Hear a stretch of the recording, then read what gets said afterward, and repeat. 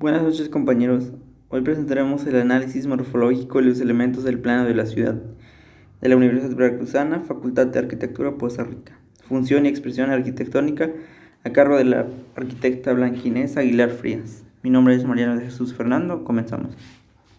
El paisaje como reflejo de la cultura, la economía y las funciones. Paisajes y elementos culturales.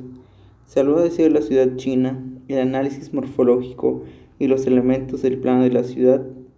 La morfología de la ciudad es europea, la islámica, la ciudad iberoamericana y otras. Las distinciones entre estos casos tienen que ver con características culturales diversas, tales como las formas religiosas y las normas sobre el culto, que supone diferencias de la configuración de los espacios sagrados, mezquitas musulmanas, iglesias cristianas, templos budistas. Paisaje y desarrollo económico. Puede hablarse de un paisaje de la riqueza, de la pobreza, con características morfológicas diferenciadas entre sectores ricos y pobres de la ciudad. Dichos rasgos se reflejan en la calidad constructiva de los edificios y en los espacios públicos y hacen similares con gran frecuencia a los barrios de la clase popular de todas las ciudades del mundo.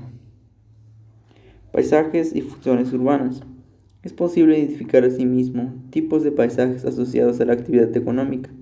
Se habla así del paisaje de la industria, polígonos industriales, áreas industriales en la ciudad, del paisaje del comercio, calles comerciales, mercados urbanos y centrales, galerías comerciales, hipermercados, el paisaje de ocio, cine, teatro, jardines, parques, etc.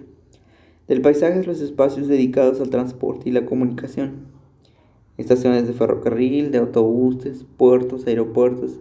El estudio de las funciones económicas de la ciudad pueden realizarse, pues, a través del uso de suelo. Los componentes del plano urbano.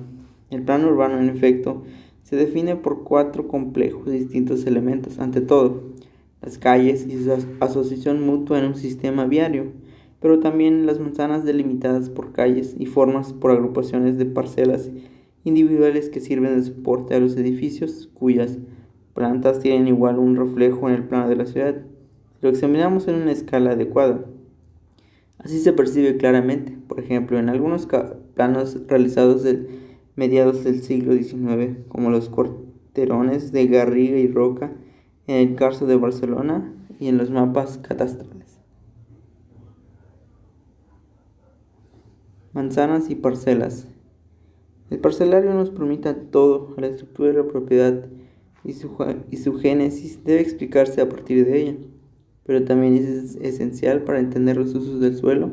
El parcelario existe supone limitaciones o posibilidades para determinados usos. Por ejemplo, si la propiedad es muy fragmentada, eso representa un obstáculo para la implantación de grandes industrias. Sin duda, con recursos disponibles, con un objetivo claro, puede adquirirse todas las parcelas que se deseen o necesiten. Pero eso siempre es costoso y difícil. Y puede haber también dificultades como resultado de la limitaciones jurídicas de la voluntad de los propietarios. El parcelero antiguo se modifica y remodifica, es decir, se reparcela en función de las necesidades impuestas por las exigencias económicas, productivas o sociales.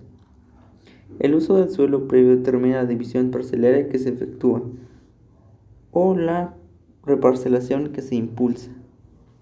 Las calles.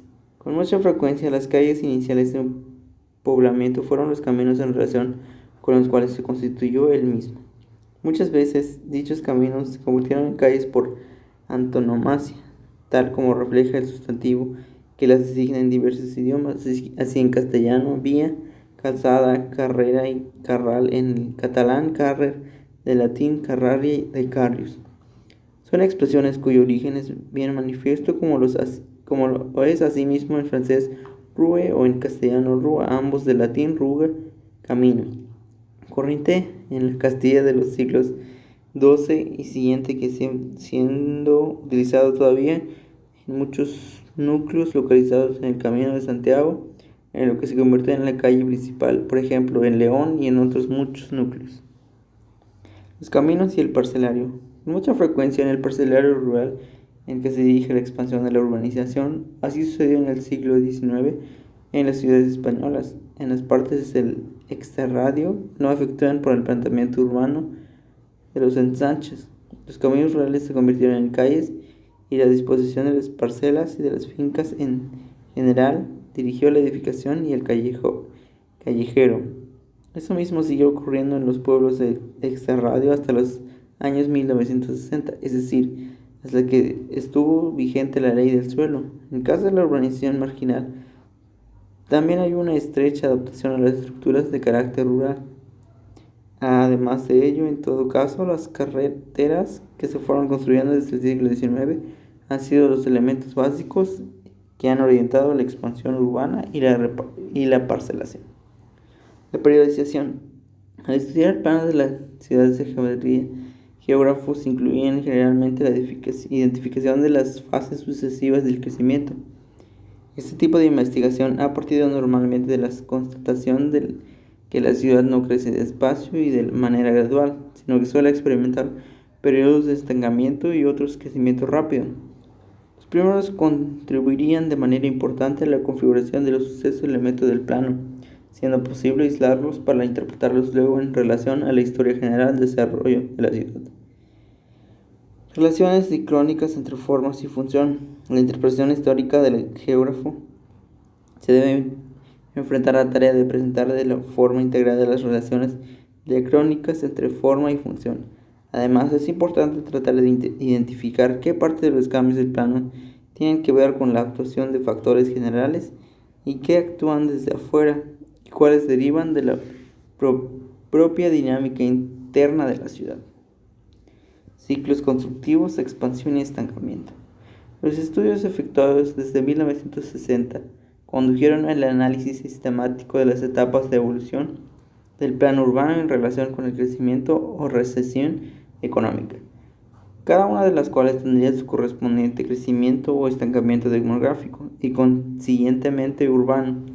Siguiendo la línea abierta por Consen, otros autores profundizaron en la idea a partir de unas primeras investigaciones sobre la configuración de las áreas periféricas y sobre el papel de los agentes privados y públicos que actúan en épocas de crisis, es decir, cuando el mercado está en recesión y se puede adquirir suelo más barato. Ellos siguieron otras investigaciones sobre los propietarios privados y los ciclos de edificación en relación con la coyuntura económica. Límites y barreras. La expansión de las ciudades se ve facilitada por los caminos existentes. Ya lo hemos visto, y dificultades por los límites y barreras.